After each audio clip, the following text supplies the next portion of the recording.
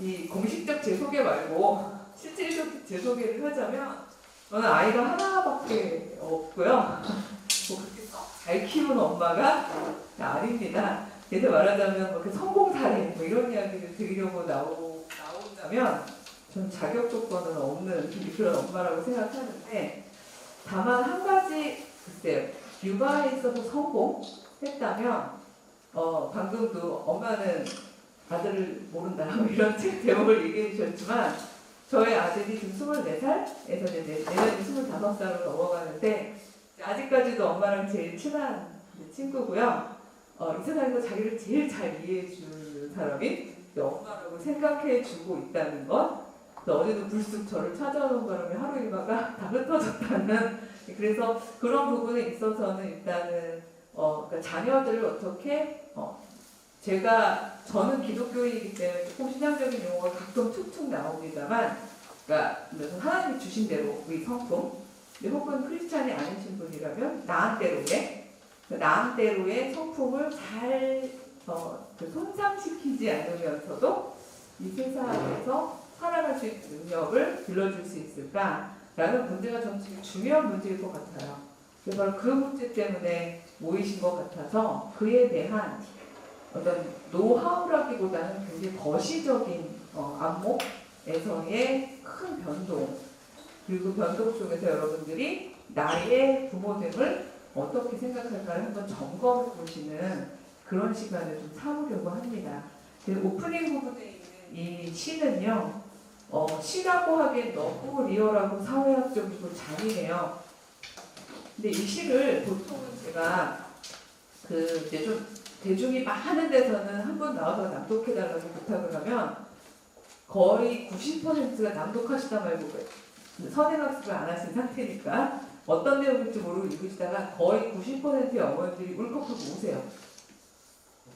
이유는 이 시가 너무 정서적이어서가 아니라 너무 사실을 짚어서 그런데요. 제가 막 감정 잡고 막 음악 넣어서 낭독은 안 하겠습니다. 눈으로 보시면서 이걸 보시면 대충 무슨 의미를 이야기하는지, 그리고 이 시인이 왜 엄마를 제도라고 생각하는지에 대해서 아마 금방 답을 얻으실 수 있을 것 같습니다. 이게 저희들의 문제 제기라고 생각을 하는데요. 제도라는 것은 사회학적으로 그 공동체가 함유하고 있는 같이 살기의 방식입니다. 내가 합의한 건 아닌데 태어나봤더니 그런 합의 방식이 있는 공동체에서 우리가 살고 있는 거죠. 엄마가 되고 난 다음에 비로소 이 제도 안에서 난 어떻게 엄마여야 할까에 대한 이 엄마이고 시인인 이 화자의 고통이 여기 다 들어있는 거죠. 유치원 아이를 보면서 아마 관찰한 것 같아요. 아이는 하루 종일 색칠 공부책을 칠하고요. 그 칠하는 그 그림에 보니까 나비도 있고 꽃도 있고 구름도 있고 강물도 있고. 근데 이 아이가 그 밖으로 나가는 게 너무 두려워서 너무 조심조심 칠하는 게 보이는 거죠. 우리는 잘 칠했구나 라고 이야기하는 걸 기준이요, 그 밖에 나가지 않아야 하고, 그 다음에 빈틈없이 꼼꼼하게 아주 빽빽하게 칠해야 되는 거죠. 힘차게. 대충 칠한 건 불성실해 보이잖아요. 이렇게 칠해야지만 이게 비로소 어디에 걸릴 수도 있고, 그렇죠. 그럴 수 있는 기준이라고 생각하는데, 가르치지 않았는데 저 아이는 왜 금 밖으로 나갈까봐 두려워하지? 그 다음에 그걸 누가 가르쳤을까라는 얘기를 하면서 이 엄마는 나비도 꽃도 구름도 강물도 색칠하는 선에 갇혀 있다는 것, 그것에 일단 1차적인 관찰을 하면서 안타까워합니다. 2차적인 안타까움은 아이의 물음입니다. 엄마, 크레파스가 금 밖으로 나가면 안 되지? 그렇지? 아이의 상냥한 눈동자에 겁이 흐릅니다. 저도 어렸을 때부터 굉장히 겁이 많은 큰 딸이었거든요. 그럼 제가 왜 이렇게 겁이 많았을까 생각해보면 제 성품의 문제라기보다는 K장녀라고 요즘에 있죠. 굉장히 많은 금이 있었던 것 같아요. 어렸을 때 그걸 포착했고, 그러니까 그 금 밖으로 나가지 않으려니까 겁을 내고 조심할 수밖에 없었던 것 같습니다. 감사하게도 이 엄마는 그걸 포착했어요. 그래서 온순하고 우아한 나의 아이는 책 머리에 지시대로 종일 금 안에서만 칠하고 있다는 것, 그걸 이제 슬프게 보면서 반전의 시가 펼쳐집니다. 이쪽에 가면 엄마가 이렇게 얘기하죠. 나 엄마만 아니면 이렇게 말해버리겠어. 예, 아직 말 못하신 거예요. 그쵸? 그러면서 금을 뭉개 버려라. 랄라. 선 밖으로 푹푹 치래라. 나비도 강물도 구름도 꽃도 모두 폭발하는 것이다. 살아있는 것이다. 위반하는 것이다. 그쵸? 뭉게 피어나는 것이다. 범하는 것이다. 그런 식으로 이제 생명력을 어떻게 가둘 수가 있겠어? 어떤 틀 안에다 어떻게 규정할 수 있겠어? 라고 얘기하면서 이제 스스로 자기의 어떤 사회학적 위치를 대탄하는 거죠. 나 그토록 제도를 증오했건만 엄마는 제도다. 나를 묶었던 그곳으로 너를 묶다니. 내가 그 여자이고 총독보다 엄마를 죽여라. 말라. 이 시는 이렇게 끝납니다. 이 시의 가장 부정적인 반응을 보였던 동네는 대치동이었습니다. 제가 이 강의를 한 5년쯤 하고 있는 것 같아요. 근데 정말 지역구마다 다니면서 제가 사회학이라는 게 이렇게 도움이 되는구나 싶을 정도로 가보면 이 시를 읽어보면 반응이 너무 예상했던 반응이 나오는데요. 제일 왜 눈빛으로 레이저를 쏘시면서 뭐라고? 나를 죽이라고? 이렇게 되는, 그리고 이제 그 압도적인 살의를 느끼게 되는 그런 공간은 강남 3구, 특히 대치동입니다. 왜냐하면 그 제도 안에서 살아왔고 성취했고 또 내 아이도 그 제도를 잘 가르쳐야 그 아이가 하다못해 저는 학급 뒤에 그 우수한 그림에 걸릴 수 있는 그런 아이가 된다고 생각하는 엄마들 입장에서는 북부, 치래라, 뭉개라 이런 얘기부터 시작해서 엄마를 죽여라로 끝나는 이게 굉장히 공격적으로 들리실 수 있을 겁니다. 만약 이 시인은 이 시를 1996년에 썼어요. 굉장히 앞선 엄마죠. 그러니까 이 엄마는 차마 못했을 것 같아요. 1996년의 엄마는 제도적으로 그러기에는 너무 제가 이제 1, 2, 3 세대를 나눈 건데 3세대적인 금이 너무 확고했던 시절이었기 때문에 감히 금 밖으로 나가라는 얘기를 하시기 어려웠을 거고 혹시 하셨다면 이 엄마와 이 아이는 매우 예외적인 매우 독특한 엄마가 시인이라더니 그 말하자면 애를 저렇게 키웠어? 이런 종류의 결과물을 양산할 수도 있는 그런 상황이 되겠죠. 근데 저는 지금 우리 세대가 3세대의 끝이라고 생각해요. 3.789 요점. 그 다음에 아직 4세대는 어떤 분들은 4세대를 시작하신 분들도 있지만 4.0, 하다못해 산업혁명도 4.0인데요. 4.0, 1, 2 요 지점들이 서로 교차하고 있기 때문에 많은 부모님들이 혼란스러워 하신다고 생각합니다. 나는 옛 세대의 끝자락을 잡아야 되나? 아니면 아직 안정적이지 않은 제도적 금의 첫 타자가 될 것인가? 사실 이건 선택지의 문제고요. 이걸 제 선호도를 놓고서 모두 다 4세대 엄마가 됩시다라고 혹은 아빠가 됩시다라고 그렇게 제가 몰아가는 건 그것도 또 하나의 폭력이라는 생각이 들고 또 하나의 제도를 만드는 거라고 생각이 들어요. 그래서 저는 오히려 리얼리티를 말씀을 드리고요. 그 다음에 성찰하시면서 선택하시고 그리고 적당함에는 많은 함의가 있습니다만 나에게 가장 적당하고 그 다음에 내 가족들에게 가장 적당한 방식의 양육을 선택하시도록 일종의 랩핑. 애기 소리 나도 괜찮습니다. 막 뛰어가도 되는데 아직 뛸 것 같지는 않아서 저 완전 괜찮습니다. 제가 애기를 이렇게 업고 흔들면서 논문 쓴 여자라서요. 그래서 얼마든지 애기 소리 들어오는 거 너무 환영이고요. 그래서 그런 것들을 지표를 알아가시는 그런 시간이 되었으면 좋겠습니다. 4차 산업혁명부터 나와서 아니 엄마 되려고 아빠 되려고 좋은 부모 되려고 왔는데 산업혁명이 왜 나오는 거지? 라고 생각하신다면 정의를 제가 설명하지는 않겠습니다. 읽어보시면 대충 아실 거고요. 그리고 또한 지금 가장 최근 한 2, 3년 사이에 대한민국에서 가장 많이 들리고 있는 말 중에 하나이기도 하죠. 한마디로 말하면 예전에는요 기계가 생각은 당당하지 않았는데요. 산업혁명 4.0에 오게 되니까 단순한 생각들, 도구적인 생각들은 이제 기계가 더 잘하는 세계를 만나주셨다. 이렇게 이해하시면 가장 좋을 것 같습니다. 이게 왜 중요한가 하면요. 요 상황에서 이제 그림을 좀 그리는데요. 사실 사회학에서 이렇게 세대를 나누는 게 설명하기 편해서 그런 거지. 예. 저희가 3세대를 사는데도 종종 보면은 굉장히 1세대적인 부모님이 계시거든요. 그러니까 실제는 겹칠 수 있는 거죠. 이게 전통 세대예요. 전통. 그 다음에 이게 근현대 일기라고 제가 놓겠습니다. 그 다음에 근현대 이기. 네, 이렇게 놓을 텐데 제가 사회학적으로 막 엄청 길게 설명을 안 드릴게요. 한학기간이라. 네, 근데 다만 굉장히 큰 동력을 아셔야 생각보다 의사결정을 하시는데 마음이 좀 이렇게 넓어지실 수가 있어요. 이게 막 옆집 아줌마 보면서 같이 비교하고 막 건너집 누구 보면서 비교하고 이러면 저희가 초조한데요. 아주 역사를 왜 배우겠어요 저희가. 그러니까 굉장히 거시적인 안목에서 보면 되게 넓게 보고 길게 보실 수 있을 것 같아서 말씀을 드립니다.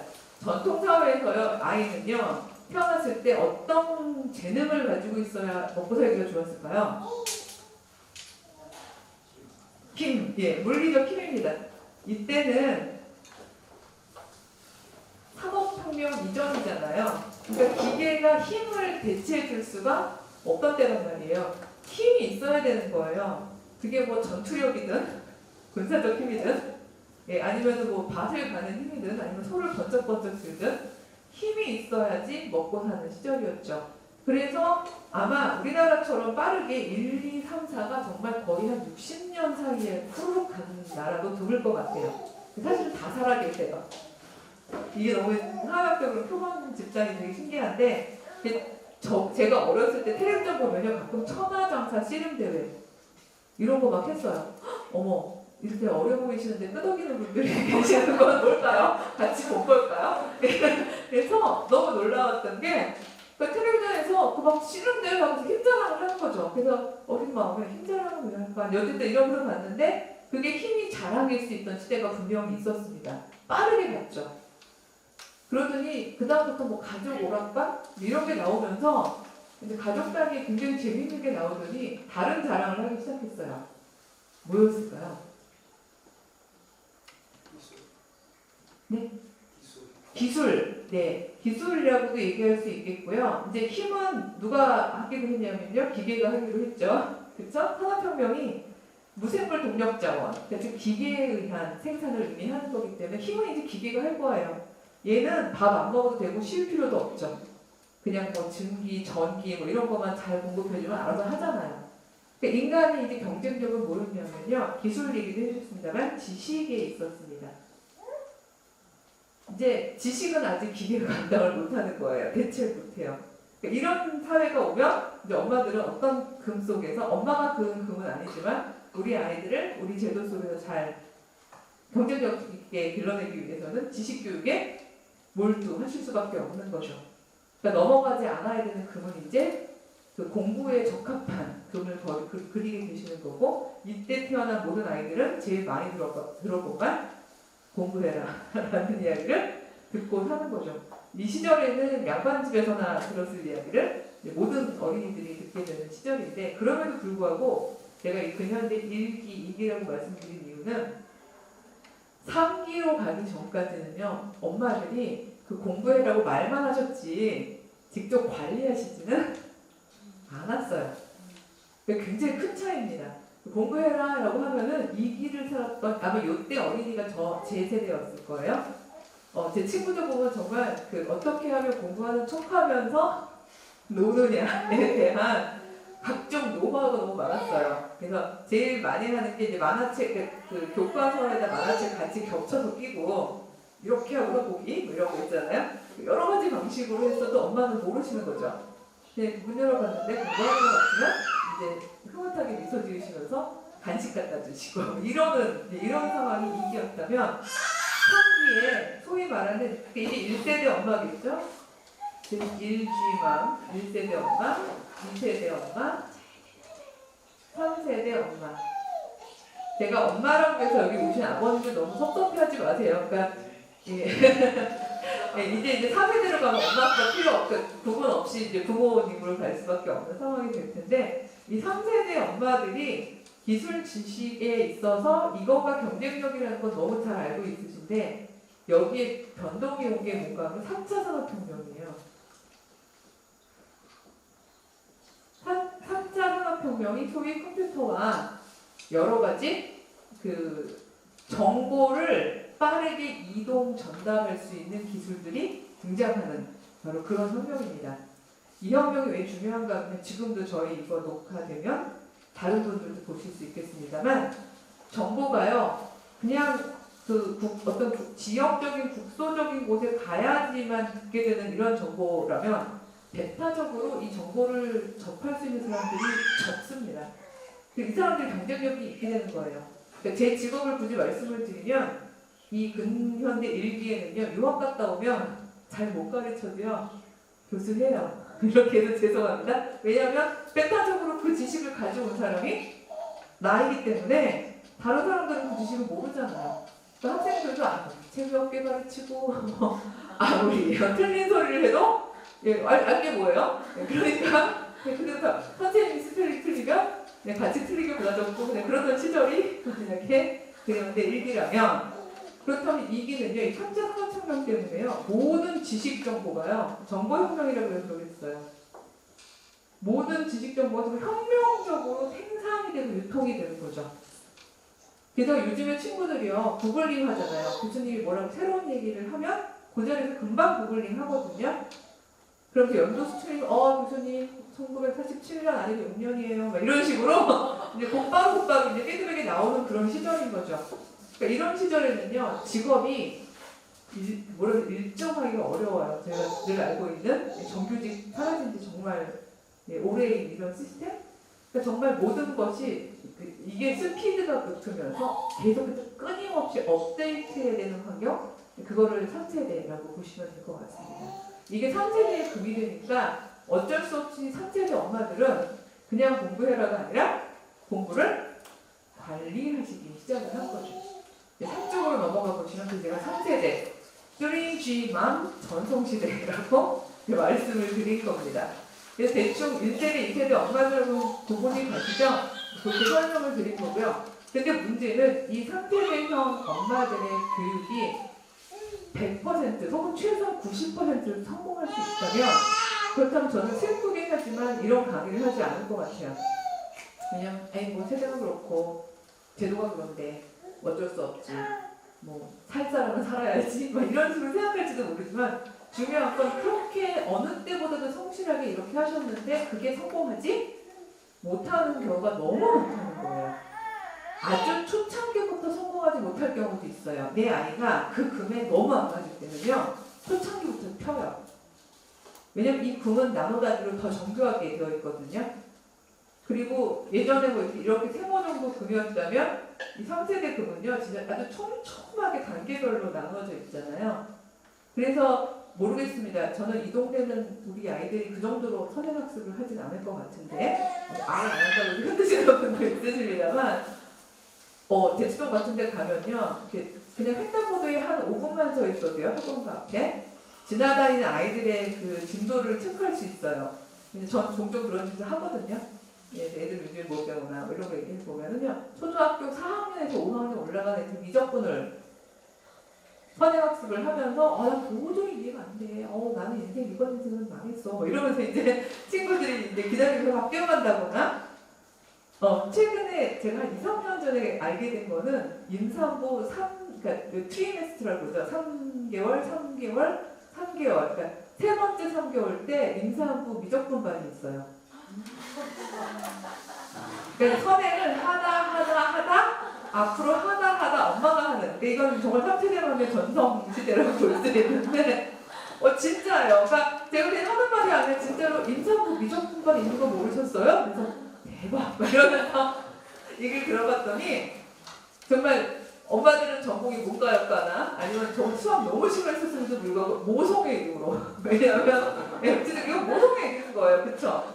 내 아이를 수포자를 만들 수는 없다.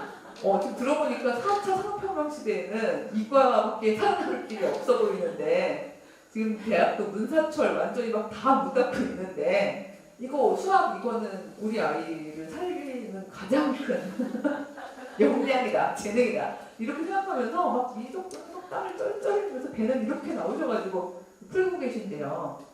근데 그 정도로 상태의 엄마들의 이 절절함은 전 이거를 비웃고 싶지 않아요. 정말 절절함이거든요.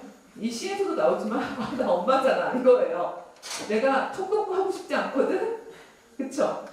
내가 왜 조선 총독부처럼 내 아이의 자유를 막 다 빼앗아서 그렇게 억압을 하고 싶겠어요. 그렇지만 그렇게 안 하면 그 다음 단계를 치고 올라갈 수가 없을 것 같으니까 어쩔 수 없이 엄마들은 못 놀게 하고 잠도 못 자게 하고.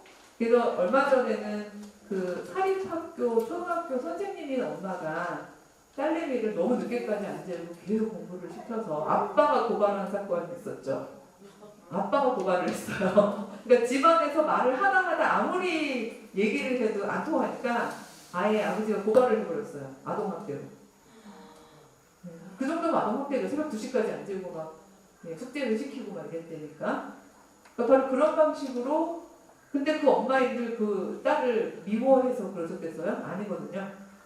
근데 문제는 이렇게 해서 이제 대학교에 온 아이들이 그러니까 엄마들은 좀 흥미로우게 대학만 보내고 다 됐다고 생각하시는 그 유가기 엄마들이 되게 압도적으로 많으세요.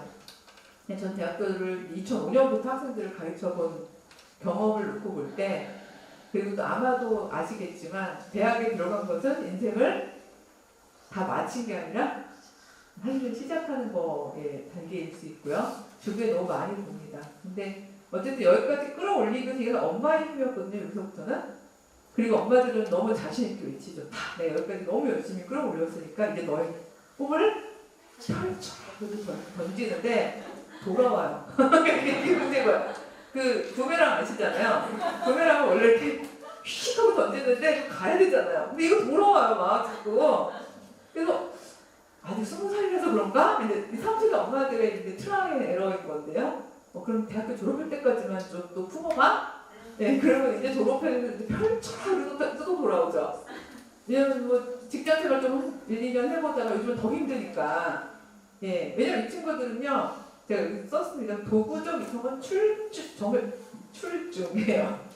도구적 이성이라는 건 딴 게 아니라요. 여기서 인포메이션, 즉 정보를 전달해주면 그거를 정확하게 그 안에서 수행하고 틀리지 않고 해서 뭐 업로드하고 이런 거는 정말 로봇처럼 해야 되는 거. 이건 출중하다는 얘기예요. 왜냐면 이거를 안 하면 평가를 못 받으니까 계속 이거를 연습해왔기 때문에 이건 정말 출중해요.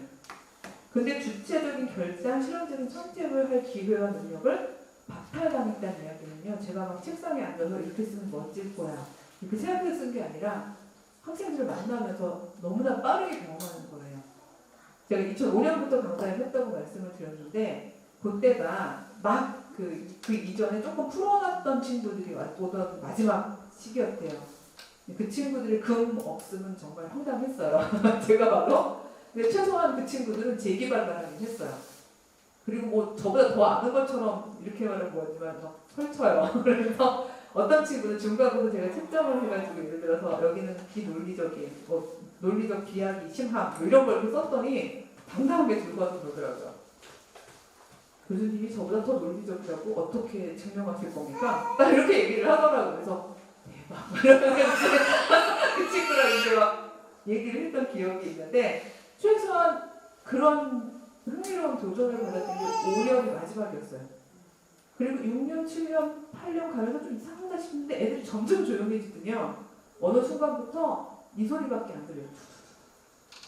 필기 소리. 그리고 답안지 보고 너무 놀랐어요. 제가 한 말이 거의 한 토시도 빠짐없이 다 받아 적었고 그러니까 저는 채점을 나눠 다니고 하고 있더라고요.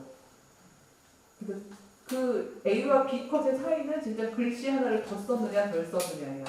이때 아이들은요. 누가 학원에서 그런 거 안 가르쳐 줄 텐데 자 이제 시험지 나눠줍니다 라고 주고 이제 다 집어넣으세요 하면 오른팔을 걷어요 이렇게. 그리고 모든 악세사리를 빼요. 그래서 뭐 하는 거지 싶었더니 그리고 딱 45도 틀어요 답안지를. 마찰력을 줄이기 위해서. 하나라도 더 써야지 쟤보다 더 쓰게 되고 그래서 상대평가에서 점수를 받기 때문에 그걸 습득한 거죠. 숨을 안 쉬어요.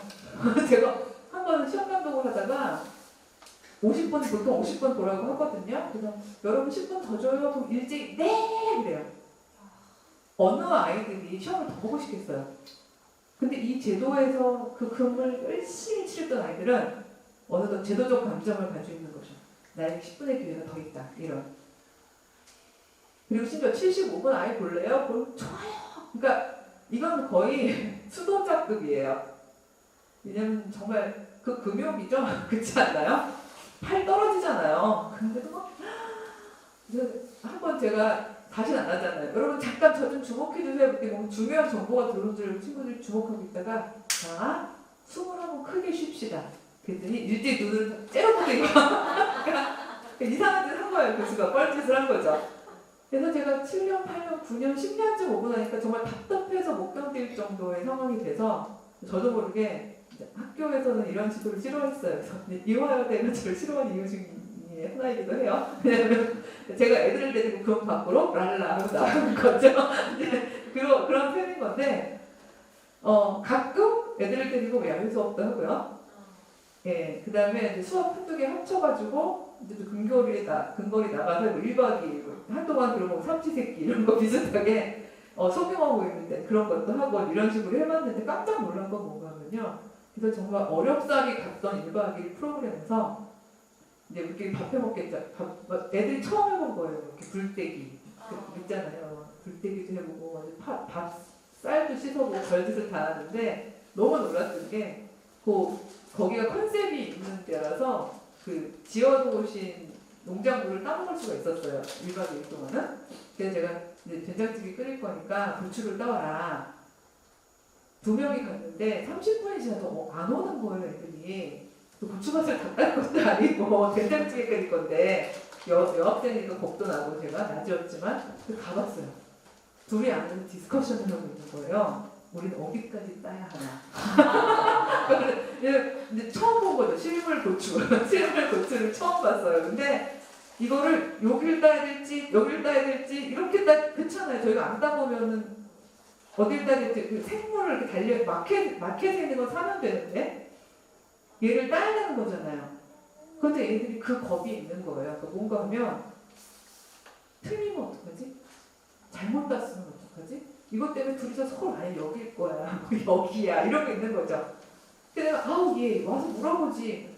아니 교수님이 혹시 귀찮으실까 봐요. 번거로우니까. 왜냐면 평가자를 건드리지 않는다는 건 이들에게는 궁극이에요.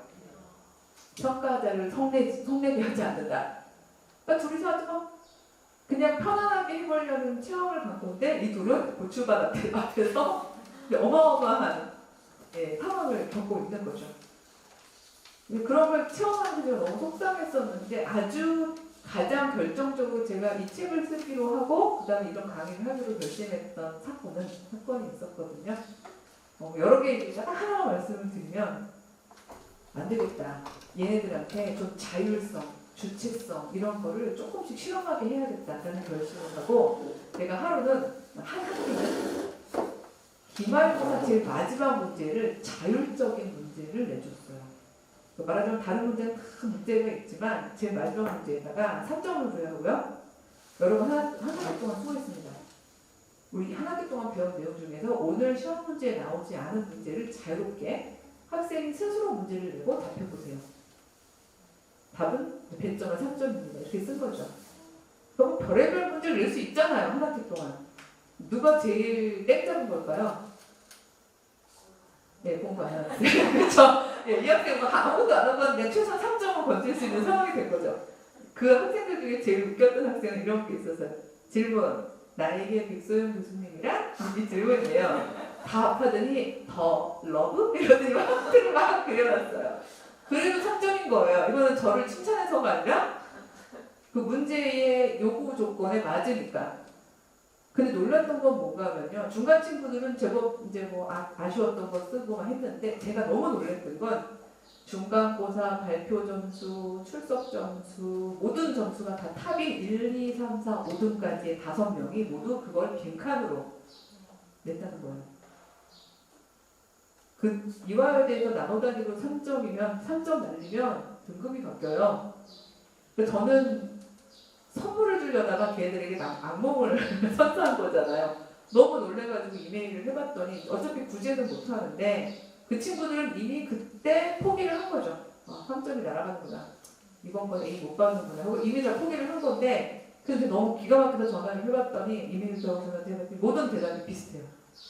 뭔가 하면 제가 문제를 낼 거라는 상황을 상상해보지 못해서 갑자기 뇌가 정지됐어요. 이렇게 얘기한 친구도 있고요. 교수님이 난이도를 상중하 이런 거 안 정해주셔서 어느 정도 난이도를 해야 될지 고민하다가 시간이 갔어요. 뭐 등등. 그러니까 말하자면 본인이 오롯이 자기가 주체적인 권위를 가질 수 있다는 거를 경험을 못 해본 친구들이라 그 짧은 시간, 왜냐면 맨 마지막 문제였기 때문에 정말 시간을 딱 계산해놓고 열심히 풀었는데 제일 마지막 순간에 이 뇌가 정지하지? 그러니까 가동을 하지? 않은 거죠. 정확히 기계적인 이성인 거죠. 정지, 스탑 버튼. 이 상황이 됩니다. 근데 사실은 이제 뒤에 제가 이제 다른 대안을 말씀을 드리겠습니다만 인간 이성이랑 기계가 딱 정지했을 때부터 발동해야 되는 게 인간 이성인 건데 인간이 기계가 돼버린 거예요. 그래서 매뉴얼이나 설정값이 없어지자 뇌가 정지한 상황이 되는 거죠. 근데 그때 제가 딱 결심을 한 게 있었어요. 이것은 이 방식은 앞으로 그러니까 바뀌어 나갈 사회에서 왜냐하면 이제 이 3차 산업혁명도 아니고 3차 산업혁명은 이제 아까 말씀드렸습니다만 그냥 단순한 도구적 이성이 아니라 AI가 할 수 있는 가장 큰 일은 도구적 이성 부분을 처리해주는 일이거든요. 생각하는 기계라는 이야기는 그야말로 데이터들을 많이 모아서 그거를 가장 효율적이게 그리고 생산 가능하고 그쵸? 사람들이 소비 가능하게 만들어주는 역할을 하는 그런 각종 도구적 조합은 이제 앞으로 AI가 더 잘할 예정이고요. 그쵸? 이것은 마치 1에서 2 넘어갈 때에 나 여태껏 힘으로 살았는데 기계한테 지는 건 너무 자존심 상해 이러면서 기중기랑 팔싸움하겠다고 하는 거랑 똑같은 거죠. 그러니까 이거는 저희가 인정을 하고 넘어가야 되는 거죠. 이세돌도 인정을 했잖아요. 이건 우리가 인간이 AI랑 도구적 이성을 가지고 싸울 수 있는 부분은 아닌 거예요. 근데 이제 4차 사쥐는 이제 마음은 하나의 의미로 봐주세요. 부모로. 4세대 부모님은 어쩔 수가 없이 인류 최초까지는 아니지만 거기 수령 채집 때는 그랬을 것 같은데 금이 없는 사회, 금을 그리기 어려운 사회로 진입을 하신 거죠. 이전까지는 그냥 확보한 금들이 있었고 그거대로 가르치면 애들이 그래도 성실하게 안 넘어가고 7학년 대충 먹고 살았는데 이젠 그야말로 뭘 시켜야 될지 되게 어려운 사회로 진입을 한 거예요. 왜냐면 기계가 이걸 감당을 해버리니까 도구적인 이성. 다들 그렇습니다. 그럼 창의적인 이성을 기르면 되지 않을까요? 여기서 얘기한 것들 이런 이야기를 하시는데 뭐 맞기도 하고 어떤 부분은 위험하기도 합니다. 여기까지 하다 보면 이제 아이의 눈동자가 아니라 어머니들의 눈동자에 겁이 흐릅니다. 어떡하지? 막 넘겨보시면 제가 생각할 때 답은 이 세 가지인데 3세대 교육이 제일 못하고 있는 게 이 세 가지예요. 왜냐하면 금이 없는 바다에서 아이들이 헤엄치면서 살아남으려면 이 세 가지가 가장 중요한 능력이거든요. 근데 뭐 자기 주도 학습 이런 게 있기도 합니다만 그 자기 주도 학습조차 특정한 금이 있죠. 그리고 혼착 가능하게 해야 되고요. 그 자기 주도 학습은 대부분 엄마하고 아이가 페어로 같이 해서 받는 공동 점수가 되는 경우가 훨씬 많습니다. 그리고 굉장히 드라마틱한 변혁이 필요하다라고 저는 생각을 하는데 너무 겁을 주는 걸 많이 하면 제가 솔루션 부분을 이제 시간이 없을 것 같아서 그 문제가 되는 걸 2개만 한번 말씀을 드리면서 넘어가 볼게요. 이 3가지가 필요한데 3가지를 어떻게 기를 것인가 가기 직전에 이 솔로 강아지라는 시는요. 앞에 게 엄마의 시라면 이거는 이제 딸의 시죠. 혹시 이순영이라는 학생 들어보셨는지 모르겠어요. 2015년도에 이 솔로 강아지라는 시집을 냈다가 이 시집이 나오자마자 막 사회가 들끓고 전권이 회수됐어요. 왜냐하면 사파랑 이 내용 때문에 솔로 강아지 때문에 아니라 어떤 거기에 있던 한 특정한 사파랑 내용 때문에 그랬죠. 학원에 가기 싫은 날엔 이란 시가 있었거든요. 그 시 내용을 혹시 한 번이라도 스쳐 지나가듯이라도 보신 분들이 아무도 없으시군요. 왜냐면 빠르게 등장했다가 빠르게 사라졌어요. 왜냐면 모두가 다 화가 났거든요. 근데 저는 이미 이런 강의를 준비하고 있던 중이기 때문에 나올 게 나왔다 라고 생각했는데 그 시를 차마 싫지 않는 이유는 이걸 은유로 안 보시면 너무 잔인하기 때문에 그래요. 여러분 혹시 만약에 학원에 가기 싫은 날엔 어떻게 하시면 될까요? 안 가요 라고 얘기하시는 분은 되게 주체적인 인간이신 거죠. 맞습니다. 대충 투지마명에서 길러진 아이들은 대부분 되게 주체적으로 안 가기를 결정해요. 그리고 대가를 치르죠. 그렇죠? 중요한 그거 대가를 치러야 돼요. 안 갔으면 뭐 엄마한테 혼나든지 아니면 근데 생각보다요. 지금 여기 안 가는 거에 있어서 좀 굉장히 대안적인 공동체라고 생각하는데 지금 여기 앉아 계신 엄마들보다 훨씬 연령층이 10살 정도 위여도요. 저쪽 제가 얘기하는 이제 조금 경제적인 데 가면은요. 학원에 가기 싫은 날은 어떻게 하면 되죠? 했을 때 압도적으로 많이 나오는 대답이요. 엄마한테 배 아프다고 거짓말해요. 이게 엄마한테 나오는 말이에요? 아니면 이 학원보다 더 중요한 학교 평가가 있다고 해요. 등등등. 이 모든 말들이 상태적인 대답들이 모두 수능들이 나옵니다. 즉 최종 결정자 누구? 엄마인 거예요. 3세대 아이들의 상상력인 거죠. 근데 그게 정확히 시에 반영이 됐습니다. 그 시에 이렇게 나와요. 학원에 가기 싫은 날에 엄마를 이렇게 씹어먹어. 그렇게 뭐 아주 부위 먹는 이제 글들이 나오고 심장은 맨 마지막에 먹어. 가슴 아프게. 이렇게 끝나는 시예요. 그리고 그 옆에는 하필 은유인데 그 상팔을 이렇게 그리셨는지 웬 애가 그 피가 막 있는 장기들을 하나씩 이렇게 먹고 앉아있는 걸 그려놓는 바람에 나오자마자 난리가 나가지고 전권 그냥 회수가 됐어요. 근데 적어도 사회적인 변동을 알고 있는 지식인들이 막 이거는 뭐 선제적인 시다 막 이러면서 지지를 해주니까 이 엄마랑 아이가 이제 약간 용기를 얻으면서 그래도 괜찮나? 라고 생각해서 다시 출판사를 내면서 일부러 약간 도전적으로요. 거기는 책 제목만 내고 완전 비워서 냈어요. 그 시집 제목이 솔로가마인데요. 혹시 사서 보시면 거기 비어 있습니다.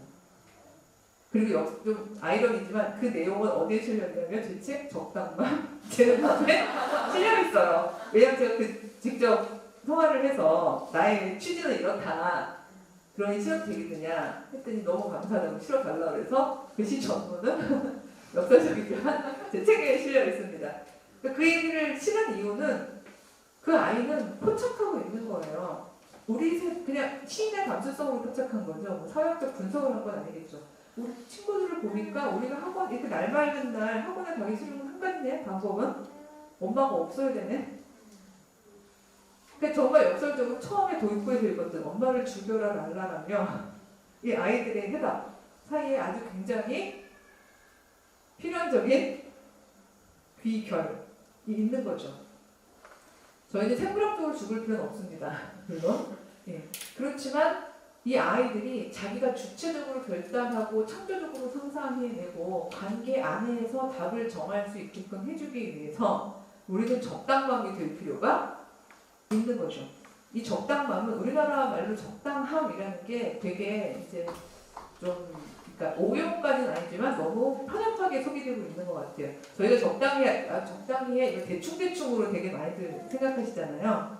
그래서 적당함도 아마 그렇게 생각하셨을지도 모르겠어요. 나는 정말 이렇게 치열하게 하는 엄마들만큼은 못하고 적당히 하고 있는 엄마예요. 라는 일종의 자기 비하까지는 아니지만 나는 알파감이 있대요. 약간 이런 의미는 적당함이라고 답을 쓰셨다면 그렇다면 그 적당함이 아니고요.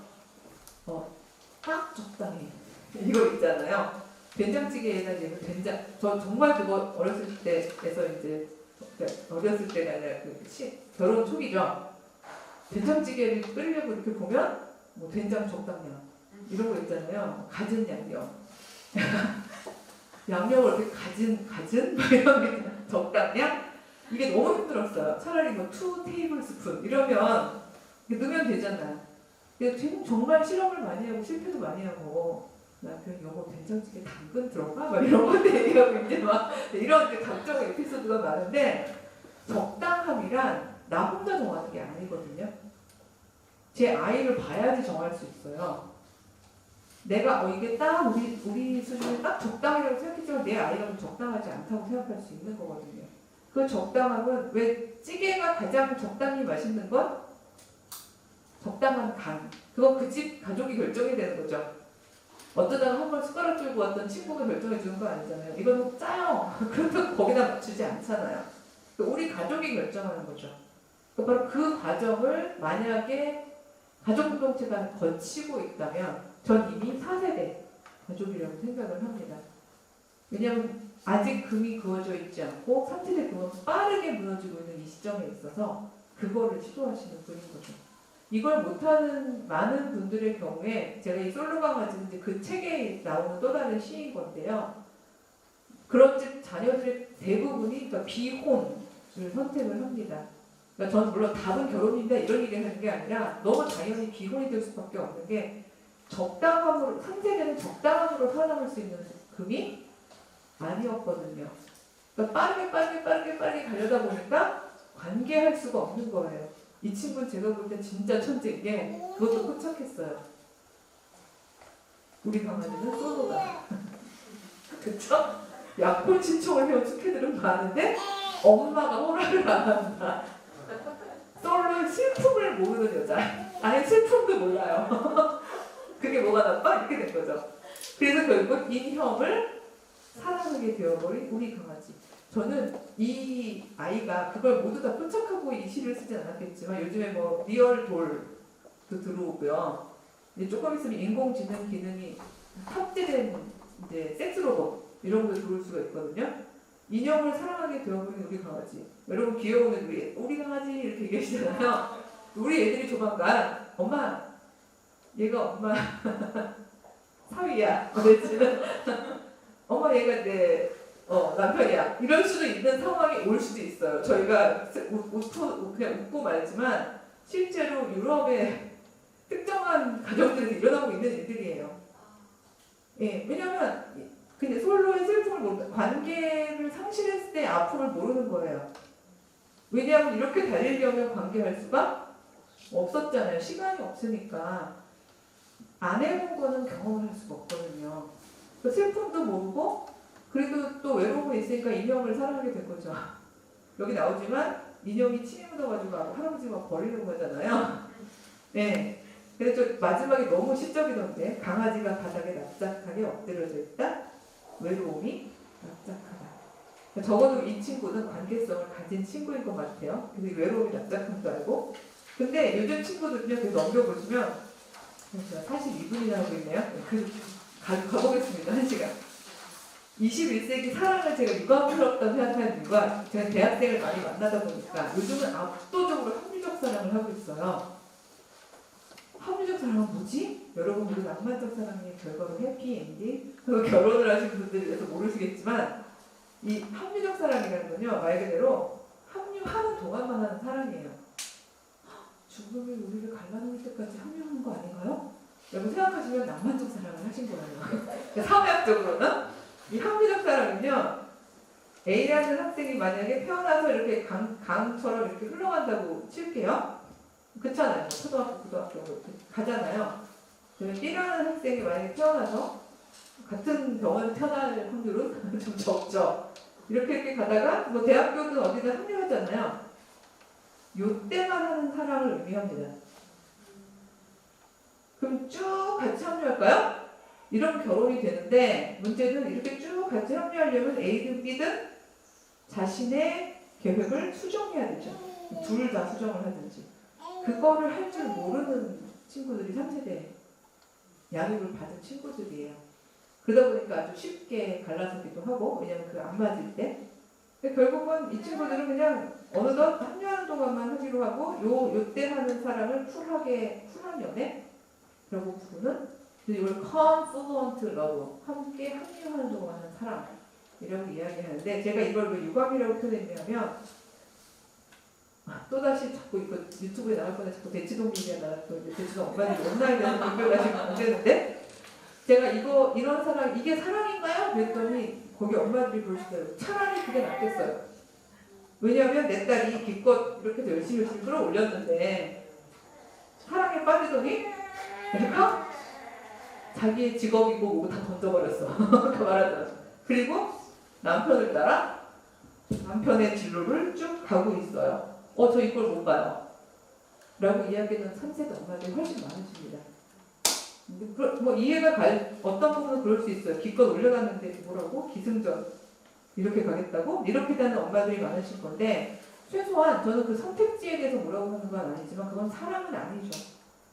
합류하는 거는 합류적 사랑은. 왜냐하면 사랑의 가장 기본적인 뭐라고 해야 되죠? 원칙? 프린시플은 뭘까요? 모든 사랑을 포괄하는 사랑을 정해보시오. 이 부분에서 제 아들 자랑이 나오는데요. 왜냐하면 이걸로는 자랑할 게 없어요. 이렇게 하면 너무 미안한가?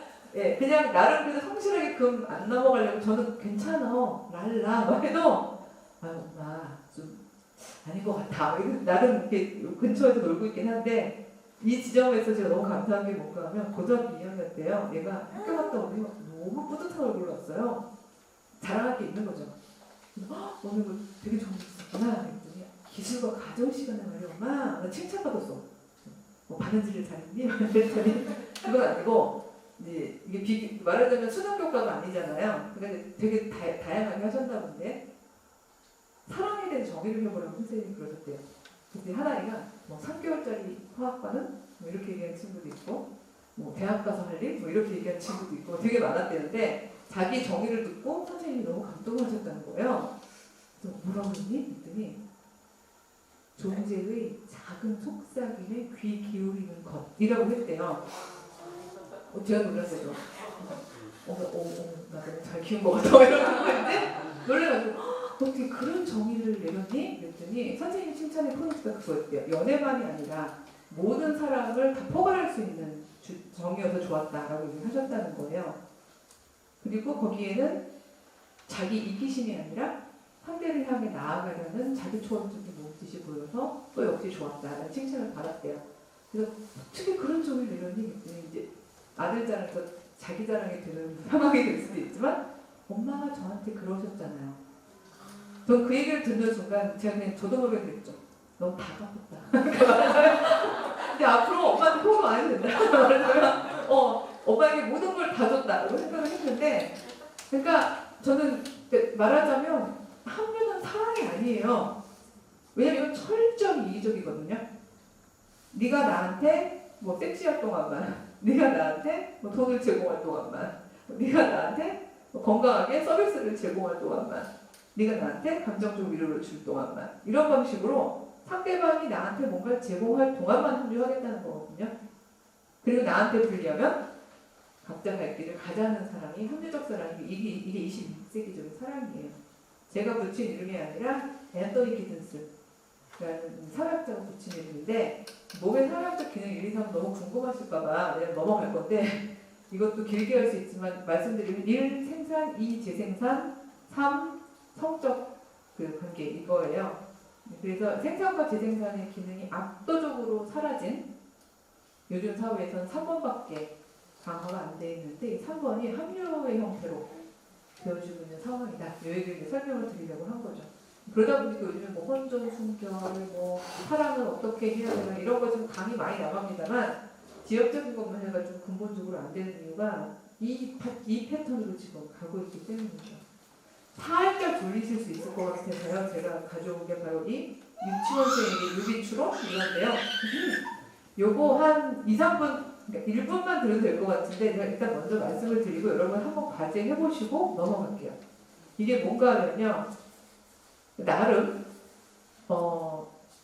3세대가 이제 망하는 걸 알겠다는 생각하고 계시는 부모님 중에서 자본력도 있으시고 능력이 되시는 분들이 사회적인 힘을 가기 위해서 애들을 창의적으로 교육시키시겠다고 이제 말하자면 이 우리 아이들을 브레인 교육을 시키시겠다고 이제 그쪽으로 조기학습을 가시는 거죠.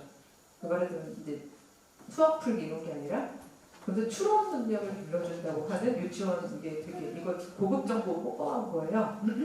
6세만 육지만 아이들의 그 문제집인데 여러분 한번 풀어보시면 유비추론이랑 한마디로 근데 선생님 이거 유치원한테 유비추론을 해줘서 또 웃기지만 유비라는 건 비슷한 애들끼리 묶어서 추론해보는 거거든요.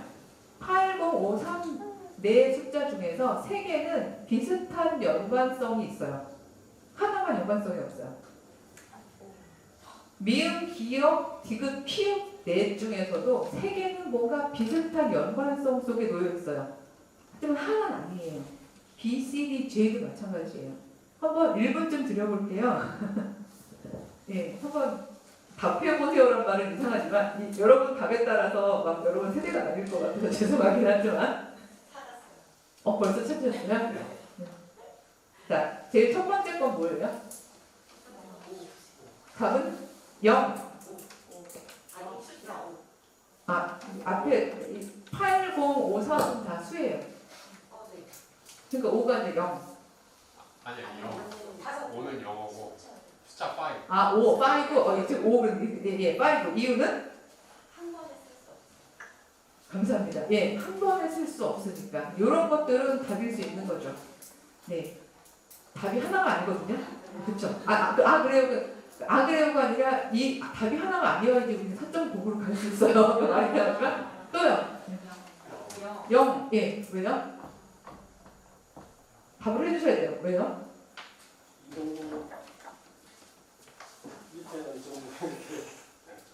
아니 자신감을 가지시고 예, 0이 제일 많거든요. 그렇죠? 0이 제일 많은데 사실 이제 왜냐면 전 학원을 비판해서 죄송한데 그 학원에서는 답을 하나만 제시했어요. 전 그럼 4.0을 못 가요.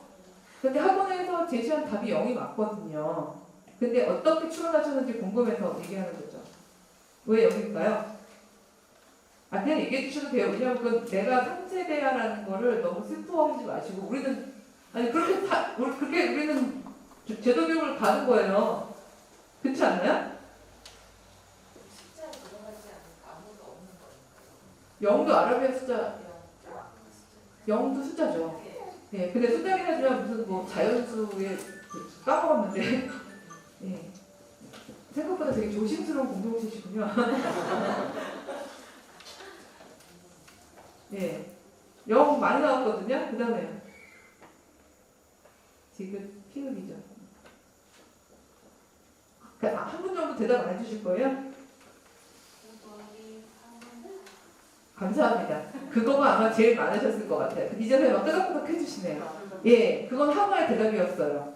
맞습니다. 정확히 5 더하기 3은 8이잖아. 그러니까 5와 3하고 8은 연관된 숫자들이야. 0만 연관된 숫자가 아니잖아. 틀린 답이 아니죠. 다만 하나의 답이죠.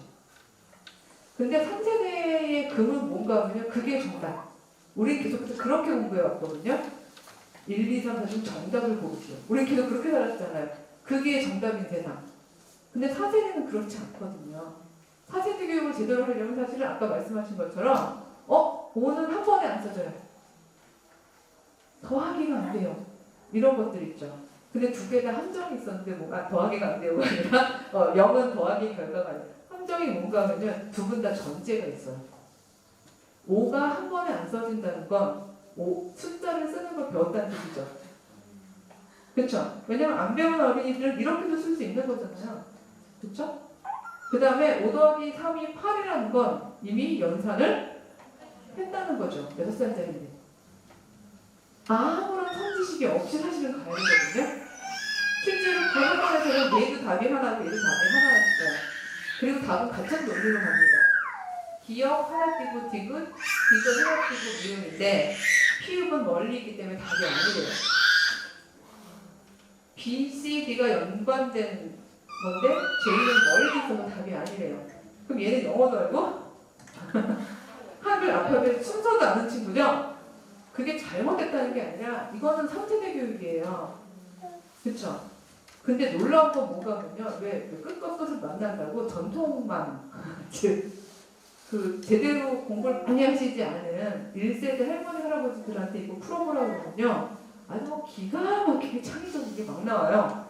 예, 너무 재밌는 게 많이 나오는데 시간 관계상 그건 안 하겠지만 나 오늘 안술자랑 안 하기로 하나 더 할게요. 그래서 이 친구한테 물어봤어요. 네가 유치원생이야, 6살이야. 선행학습 너 그때 못했잖아. 너 한글도 못했잖아. 뭐 숫자 더하기 못했잖아. 자, 그럼 너를 상상해. 컸을 때 한 얘기야. 어떻게 풀래? 유비추로. 그랬더니 대답도 안 하고 이렇게 하고 갔어요. 이 친구가. 이건 자기 자기래요. 이러고 가버렸어요, 그냥. 대답도 안 했어요. 그래서 그러네? 이 친구 대답은 그거죠. 이렇게 선을 그어서 접혀서 잘 접히는 애들이 3개씩 있고 같이 접히지 않는 애가 하나씩 있다는 거죠. 그러니까 요게 안 접히고 요게 안 접히죠. 요게 대칭으로 안 접히죠. 그러니까 이거는 아무것도 몰라도 보이잖아요. 그쵸? 이것도 하나의 답이에요. 걔 천재야. 정답이 이게 아니라 그건 정답이 아니라 이건 하나의 답인 거죠. 그쵸? 그러니까 말하자면 똑같은 문제를 놓고 30명이 있으면 30개의 답이 나와도 그게 유비추론이라는 그 원칙에 맞으면 우리 모두 박수치고 대박 하고 생각도 못해서 집단지성이 필요한 시대가 저희가 바로 사건학교의 시대인데 우리 교육과정은 아직 그렇게까지 않고 있어요. 이건 되게 구별해 주셔야 되는 게 우리 교육과정이 모두를 다 우쭈쭈 해주는 게 아니에요. 요즘에 애들 뭐 주체성 길러주자고 막 우리 기죽이지 마세요 이러면서 그러니까 막 거의 그런 식으로 들고 있는데 그게 아니라 원칙이라는 걸 모두 합의해야죠. 그리고 그걸 향해서 모두가 합의할 수 있는 사고방식을 가질 수 있게 해야죠. 어떻게 같이 가족이 저희 사회를 살아가는데 원칙 없이 살자고 할 수가 있겠어요. 다만 거기 이르는 방법에 대해서 모두가 함께 도모하는 그런 사회를 저희가 살아가야 하는 거죠. 그래서 제가 그냥 시간 관계상 6쪽을 읽어보시면 아실 텐데요. 6쪽은 자세하게 설명하기보다는 이제 이미 사회 자체도 그렇게 가고 있다라는 말씀을 드린 거예요. 그래서 관료제 사회에서 재능 사회로 가고 있다. 메리토크라시라는 말 그것도 요즘에 좀 제법 많이 나오더라고요. 메리토크라시. 크라시 하면 이게 통치하다라는 뜻이 통치죠. 메리트는요. 능력. 이제 이걸 또 능력주의 사회라고 우리나라에서는 번역하더라고요. 능력주의 통치. 근데 저는 이걸 재능으로 번역을 한 거죠. 능력이라고 얘기했을 때랑 재능이라고 얘기했을 때 좀 어감이 다르잖아요. 우리가 능력이라고 얘기하면 어느 순간 바로 연봉하고 연결을 짓고 재화화되는 가치를 생각하게 되는데 재능이라고 하면 재능은 정말 다양하게 있는 거죠. 그러니까 마치 그 문제를 푸는 것처럼 이 재능을 가지고 저희가 어떤 방식으로 풀어나갈 것인가를 생각해야 되는데요. 사회도 그렇게 바뀌고 있다. 찰스 헨리라는 그 아래 인용부에 있는 그분은 40년 동안 자기가 3세대 관료직 다 겪어봤는데 그리고 이 사람은 나중에 사표를 썼어요. 그리고 왜냐면 세대가 바뀌었더라. 라는 네트워크 소사이어티에서 다른 방식의 삶을 살겠다. 근데 그는 창의력이 있었으니까 그런 방식을 택했을 텐데 여기서 어떻게 하면 좋아요? 제가 58분인데 이제 어떻게 키워야 되나가 이제 나온 거죠. 예, 근데 여기는 제가 굉장히 쉽기 때문에 왜냐하면 실전은 여러분 몫이거든요. 그래서 이 부분에서 원칙을 말씀을 드리는 걸로 해볼게요. 넘어가시면 어떤 인간이어야 살아남는가 너무 처절하죠. 예, 제가 제목을 그렇게 붙였는데 요즘 친구들의 키워드는 생존이에요. 한때 민주화가 키워드였던 적이 있었고 한때 통일, 독립, 세대별 키워드가 있잖아요. 요즘 젊은이들의 생존 키워드는 생존입니다. 키워드. 살아남아야겠다는 거예요. 생존. 근데 이걸 위해서 많은 경우에 그러니까 제가 이 아크 펜크세프라는 분하고 토마스 프리드만의 책을 소개했는데요.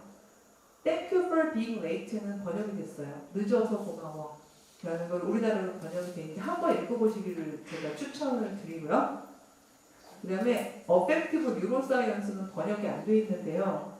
번역이 돼도 읽어보시길 추천드리지 않는 이유는 전문가 책이라서 이건 읽기 너무 어려우실 것 같아요. 저도 읽다가 초반에서 포기했는데 읽어본 이유는 이 앞에 제목 때문에 너무 매력을 느껴서 Affective라는 말이 뉴로사이언스라면 rational neuroscience 이래야 될 것 같은데 뇌과학이잖아요. 뇌과학이 어떻게 어펙티브 할 수 있지? 이거 이모셔널하다는 뜻이잖아요. 정동적.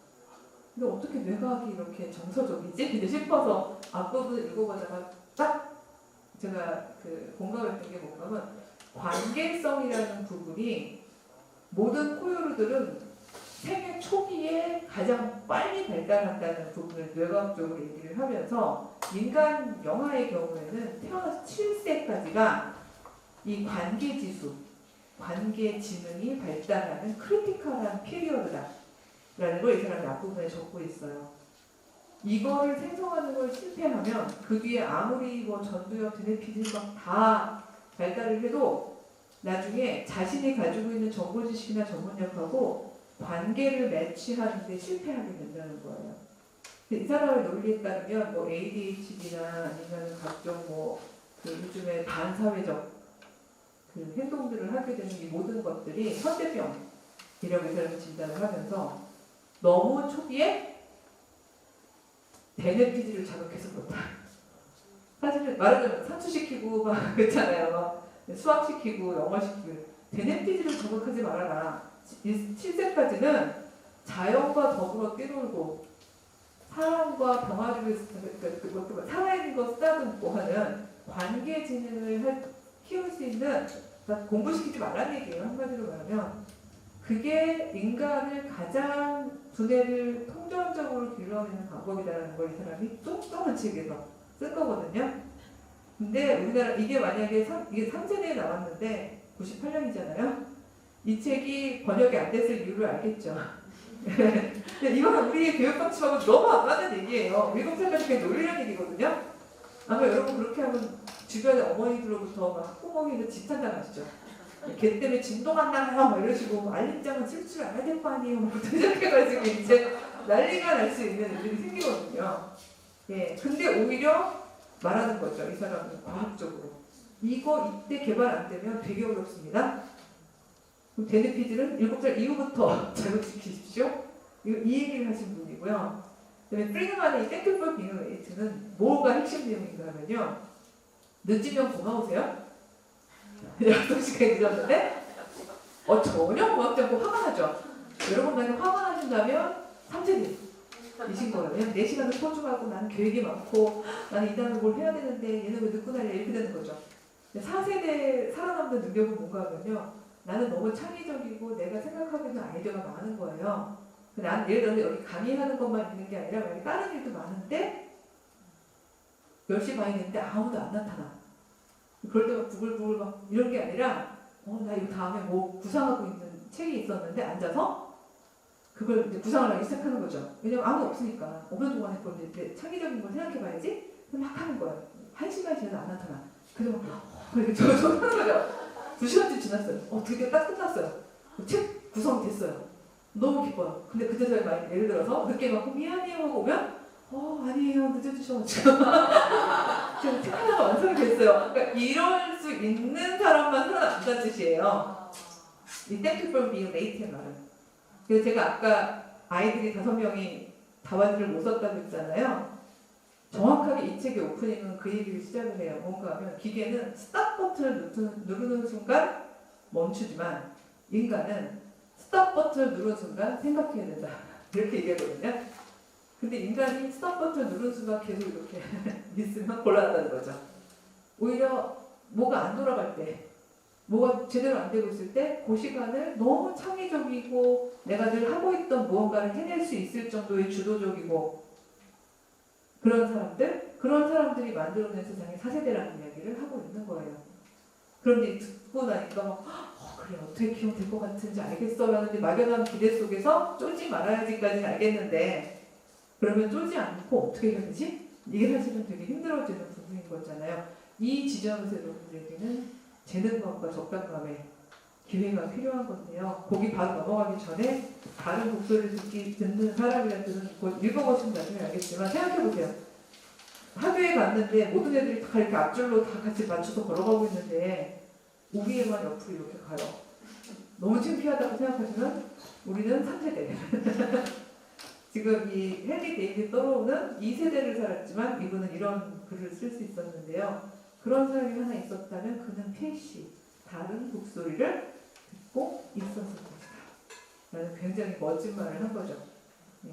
그러니까 저희는 그런 눈으로 바라봐야 되는 것 같아요, 부모가. 왜냐하면 이 세상에서 그 아이를 믿고 그렇게 바라볼 수 있는 가장 마지막 사람이 누구입니까? 라고 물어보면 저는 부모인 것 같아요.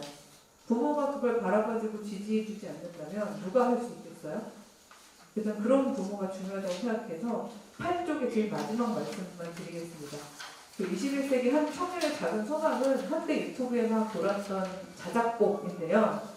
이 친구는 자연사를 하고 싶은 게 소망이에요. 말하자면 일찍 죽고 싶지 않아요. 먹고 살고 싶어요. 근데 누군가를 죽여가면서 먹고 싶진 않아요. 그쵸? 너무 처절한 노래였어요.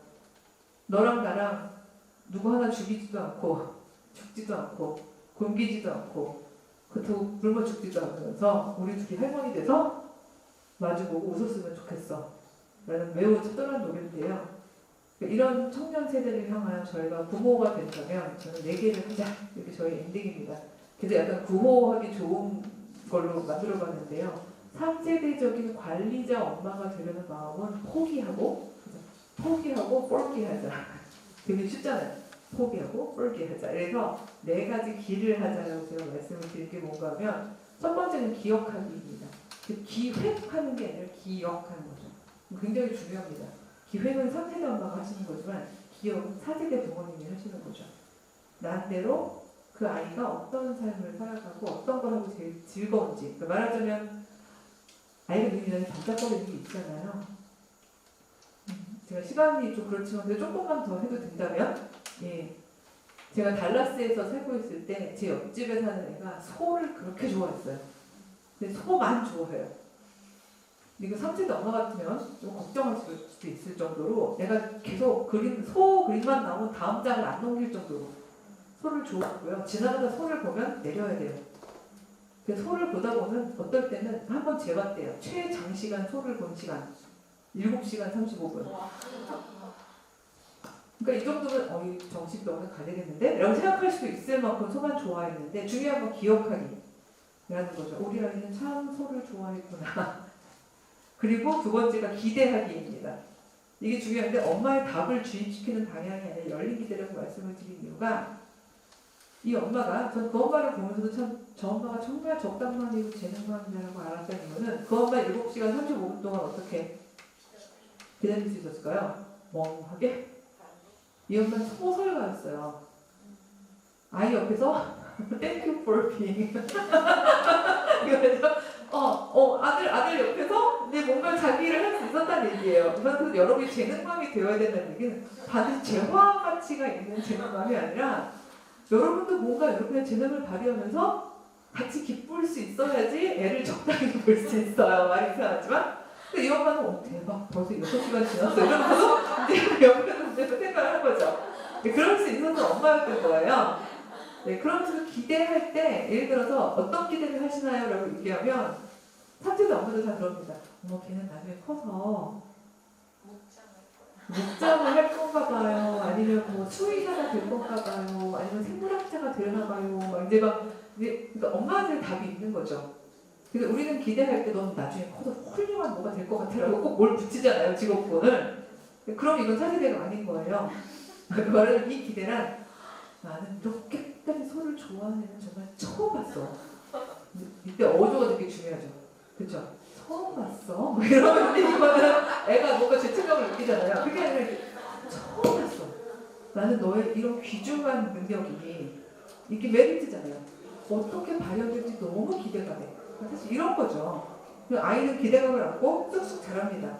엄마가 날 기대했어. 내가 소를 특별히 사랑한대. 난 이걸로 뭘 할 수 있을까? 점점 기대감을 안고 쑥쑥 자라죠. 기다려주는 것도 중요합니다. 3번째죠. 언제까지 기다릴 것인가? 엄마들마다 다들 마감일이 있죠. 내가 기다렸거든? 이러시거든요. 어떻게 나이가 20인데 막 이런 식으로. 제가 뜻만 갔다가 어떤 할머님이 이렇게 소리도 몇 살까지 기다려야 되나요? 라고 얘기하셔서 처음 못 여쭤봤어요. 손주분이신가요? 아드님이신가요? 이렇게 못 여쭤봤는데 그한테 애들어서 말씀을 드렸죠. 성경에 보면은요, 어머님 모세라는 인물이 있어요. 그 공동체에서 정말 큰일을 한 리더였는데요. 80세에 정신 차렸어요. 제가 굉장히 더 웃으시더라고요. 그래서 우리 아이들이 생리 주기상 지금 기대 수명이 너무 길잖아요. 우리는 막 110살까지 살 예정이에요. 모세가 120살까지 살았거든요. 얼추 비슷해요. 물론 우리 애들이 80세까지 아무것도 안 할 것이라는 뜻은 아닌데 마감이 그렇게 뒤로 완전히 밀어놓으시면 약간 여유가 생겨요. 기다리세요. 왜냐하면 우리 아이가 만들어 놓는 게 있거든요. 이 엄마도 기다리긴 기다렸는데 고3이 되자 드디어 이렇게 얘기하기 시작했어요. 엄마, 나 대학 안 가고 소랑 살면 안 돼? 라는 어마어마한 얘기를 했죠. 적당맘에 이럴 때 이런 게 적당맘인데 그래 너 하고 싶은 대로 해. 이건 전 적당맘이 아니라고 생각해요. 관계 안에 적당함을 만들어주시는 건데 이 엄마는 이런 적당함으로 해결해 보셨죠. 그리고 우선 1년만 서랑 살아보자. 그리고 1년 뒤에 우리 만나서 다시 얘기하자. 이 엄마 대단하신 거죠. 근데 근처 농장에 이제 이렇게 어린이들한테 이렇게 1년 동안 소랑 살면서 가끔 얘기만 들은 거죠. 애랑은 얘기를 안 하고 그 농장 주인이 얘기해서 뭐 난리도 아니래요. 어느 날은 뭐 소가 추울까봐 이불 들고 같이 자고 쭉 들었는데 1년 뒤에 얘가 나타나더니 엄마 나 대학 갈래요. 이때 대치동에서 박수가 우리와 같은 박수가 퍼졌어요. 대학에 간다니까. 이건 이 아이의 답이었던 거지 모든 아이의 답인 거는 아니죠. 근데 왜? 라고 물어봤더니 엄마 소가 수의사도 되게 좋으신 분이 있고 가축사도 좋고 뭐 모든 게 소를 관련해서 모든 게 다 좋은데 소 축사를 너무 대충 졌어. 그러니까 소 생리학적으로 맞지 않아. 자기는 소를 너무 사랑하기 때문에 소가 가장 편하게 지낼 수 있는 축사를 짓고 싶다는 거. 건축학과를 결심을 했대요. 아무도 상상을 못한 거죠. 소를 사랑하던 아이가 건축학을 전공하게 된다고는 아무도 생각해보지 못한 결론이거든요. 실제로 사례를 들자면 굉장히 많은 사례들이 4세대형 4세대는 좋은 게 뭔가 하면요 1, 2, 3, 4를 다 거칠 필요가 없어요. 1세대 엄마도 4세대 아이를 길러낼 수 있고 2세대도 가능하고 3세대도 하려고만 들면 좀 바로 온다고 생각하는 이유가 난대로 봐주고 기억해주고 기대해주고 기다려주면서 네 번째, 기도학이라는 부분은 신앙을 가지고 있는 분들이라면 당연히 하나님께 기도드리는 거지만 저는 이 기도를 좀 넓게 보셔도 괜찮은 것 같습니다. 종교인이 아니더라도 이거는 마음을 모아주는 거거든요. 헬리콥터만처럼 같이 돌아다니는 게 아니라 아이가 무엇을 하든 어떤 자기 길을 펼치든 엄마는